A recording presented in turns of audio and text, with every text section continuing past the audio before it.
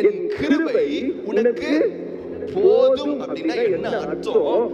கிருபை ஒன்று உன் வாழ்க்கையில இருந்தா போதும் ஐயா, இந்த உலகத்தை நீ ஜெயிக்கலாம். கிருபை ஒன்று இருந்தால் போதும் ஐயா, உன் சத்துருக்களை நீ ஜெயிக்கலாம். கிருபை ஒன்று இருந்தால் போதும் ஐயா, நான் உன் மேல வைத்திருக்கிற சித்தங்களை திட்டங்களை நிறைவேற்ற முடியும். கிருபை ஒன்று இருந்தால் போதும் ஐயா, நீ உன் குடும்பமும் பிழைப்பீங்க. எனக்கு தேவை கிருபை. ஹalleluya.